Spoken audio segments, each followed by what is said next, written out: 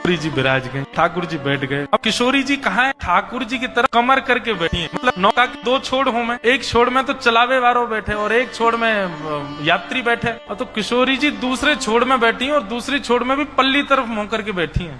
किशोरी जी बैठ गए। अब ठाकुर जी ने जबरदस्ती अपनी पतवार जो है वो जमुना जी के भीतर रज में फंसा रखी है और ठाकुर जी वहां पे ऊपर लद रहे हैं, जोर से खींच रहे हैं। बोले अरे ये नौका तो आगे ही ना बढ़ रही। ललिता विशाखा आदि सब भारतीय बोली अब बैठ गई है, श्यामाजू ले जा पल्ली पार। बोले अरे बढ़ना रही है ये आगे, क्यों ना बढ़ रही? बोले तुम्हारी जो स्वामिनी बैठी है गलत बैठी है ये। बोले मतलब? बोले अरे तुम न जानो नौका जो है का वो वायु के प्रवाह से चले। अब पल्ली तरफ मेरी नौका को मुख रहेगा वो चलेगी, वही तरफ तुम्हारी स्वामिनी जो श्वास ले रही है तो वायु टकरा जाएगी, नौका कैसे बढ़ेगी आगे? इनते कहो मेरी तरफ मुंह करके बैठा। का बोली जे कौन सा तर्क है लाला तेरो? बोले मेरो तर्क यही है, मेरी नौका ऐसे चलेगी। इनते कहो इधर की तरफ मुंह करके बैठे, तब नौका बढ़े। किशोरी जी तो इशारों करे मैं उतर के आ रही हूँ बाहर। सब कहे नहीं नहीं आप बैठी रहो, नेकी तो बात है, कहा करना पल्ली पार जाके ये अपने घर हम अपने घर, हमारो कहा मतलब ही आते। विपरीत स्थिति में सबको बाप बनाना पड़े। श्यामाजू बैठ जाओ। किशोरी जी ठाकुर जी की तरफ मुंह करके बैठ गई, लेकिन मुंह की भौं चढ़ा रखी है, भौं चढ़ा रखी है, प्रेम भर के नहीं देख रही हैं। ठाकुर जी ने नौका ने बाहर लाई और जैसे ही नौका जमुना जी में पहुंची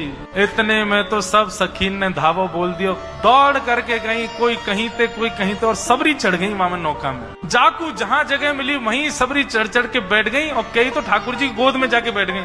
ठाकुर जी बोले दारी तुम मैं ऐसी लात मारूंगा गिरोगी जाके जमुना जी में। कैसे चढ़ गई? मेरी नौका डूब जाएगी। बोले ना डूब रही। अब सुन, अब बीच में पहुंच गए, हम डूबी तो वे ले चलेंगी संग में, अब चुपचाप हमें पार करा दे पल्लंग को। बैठ गई सबरी।